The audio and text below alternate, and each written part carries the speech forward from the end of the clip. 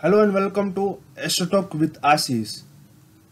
देखिए मेरे प्यारे भाई और बहनों, मेरे लास्ट के दो वीडियोस यानी कि मेरे लास्ट के दो एपिसोड्स कुछ लोगों को समझ में नहीं आए हैं, तो मैं उनसे ये रिक्वेस्ट करना चाहता हूँ कि अभी मैं कुछ वीडियोस एज एन एपिसोड डालूँगा, अपलोड करूँगा। तो वो एपिसोड देखने से पहले आप पहले वाला एपिसोड ज़रा देख लीजिए ज़रा, ताकि आपको समझ में आ जाए कि क्या चल रहा है और हम कहाँ तक पहुँचे हैं।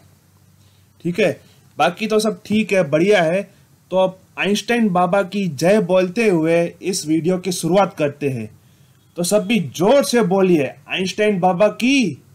नहीं, ऐसे धीरे नहीं, जोर से। बाजू वाले घर को भी सुनाई देना चाहिए कि हम आइंस्टाइन बाबा की जय बोल रहे हैं। तो जोर से बोलिए आइंस्टाइन बाबा की जय। हाँ, ये सही। तो चलिए शुरू करते हैं।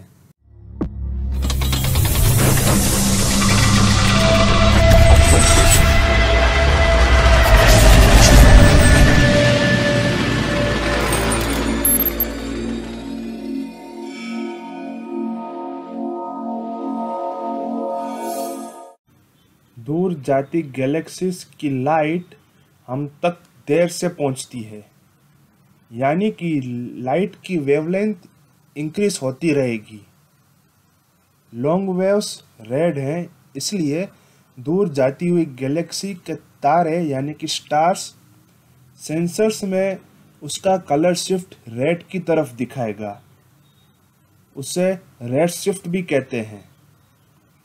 लाइट शिफ्ट कितनी हुई गैलेक्सी की, वो मेजर करके गैलेक्सी कितनी स्पीड से दूर जा रही है वो भी हम पता लगा सकते हैं। तो चलिए दोस्तों, अब एक और सवाल मैं आपके सामने पेश कर रहा हूँ। एस्ट्रोनॉमी किसे कहते हैं? What do you mean by astronomy? अरे भैया, फिर से अपना सिर खुजलाने लगे।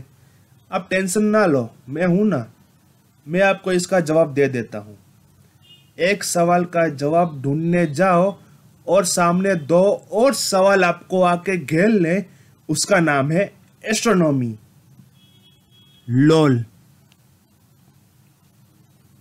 एपिसोड 1 में जैसा मैंने कहा था कि टापू ब्रह्मांड कॉन्सेप्ट को एडविन हबल ने सॉल्व किया, पर अब उसके बाद दो और सवाल उभर के सामने आए और ये सिलसिला आगे चलने के बाद हमारा यूनिवर्स एक ही है या फिर दूसरे भी यूनिवर्सेस हैं, ये सवाल तक बात पहुंचने ही वाली थी।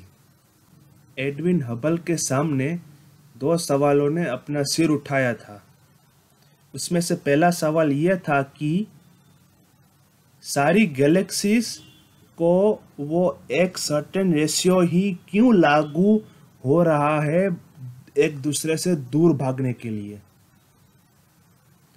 और दूसरा सवाल कि उस एक सर्टेन रेशियो के अनुसार गैलेक्सीज को एक दूसरे से दूर भगाने वाला फोर्स कौन सा है। एडविन हबल कामयाब हुआ और उसको इसका जवाब भी मिला, पर वो जवाब थोड़ा अजीब है। पर मैं हूं ना, मैं आपके लिए वो जवाब सिंपल बना दूंगा। तो अभी आप एक काम कीजिए, अभी आप एक बलून को एज्यूम कीजिए और उस बलून में हवा भरने से पहले पेन से या मार्कर से डॉट्स बना लीजिए, बराबर।